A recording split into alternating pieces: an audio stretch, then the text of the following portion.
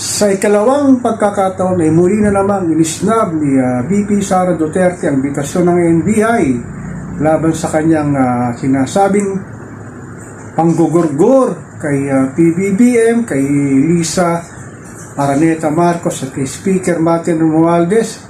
Grabe to si Sara Duterte, feeling yung title na isang spoiled brat, bratinela, at masyado niyang pinagmamalaki sa ating sambayanang Pilipinas na bumoto raw sa kanya ng 32 milyong Pilipino nung nagkaraang eleksyon. Oo nga, binoto ka nga namin, kami nagkamali sa pagboto sa iyo.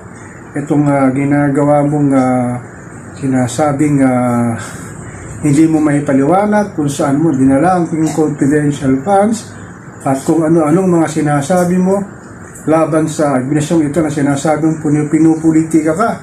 So yun ang mga ginagawi mo hanggang ngayon na hindi mo nga talaga sinipot ang NBI, nagpadala ka lang ng abogado na wala man lang sworn statement, meron lang isang ordinaryong letter na dinidinaya mo ang akusasyon sa iyo.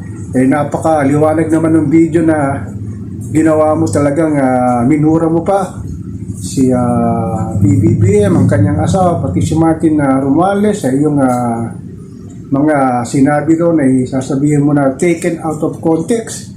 Talaga itong si Inday Sara, ito ba yung sinasabi ng ginugrom ng kanyang ama bilang susunod na Pangulo ng ating mahal na inang bayan sa 2020? Buti na lang, isa ka lang vice presidente. Kung sakaling ikaw ang tumakbong presidente ng 2022, baka nagkawindang-windang na ang ekonomiya ng Pilipinas sa iyong pag-uugali na feeling entitled talaga ito na walang pakialam sa ating batas. Dapat naman maintindihan mo na no one is above the law, otherwise nanatol. Isa ka pa naman abogado, pero ang iyong mga sinasabi malayo talaga sa katotohanan at pinakikita mo yung pagiging bratinela at sinasabing isa kang hindi magandang ehemplo dito sa ating bansa at sinasabi nila hindi ka naman nanalo kung sakaling ikaw ay tumakbo sa Panguluhan sa 2020 sa iyong mga ginagawi at sinasabi sa social media, sa mainstream media, at yung mga kamping mga DDS na sinasabi nilang bayaran mong vlogger.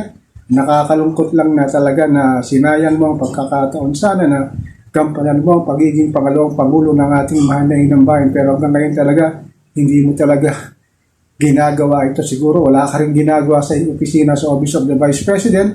Puro lang pag-aayahay sa buhay ang yung ginagawa na hindi talaga nakakatulong dito sa ating mamamayang Pilipino, lalo na si Juan Pascual Cruz. So ako po si Papa Ken, patuloy po akong magmimiron, magmamatyag dito sa ating pang-araw-araw na buhay at kaganapan dito sa ating mahal na inang bayan.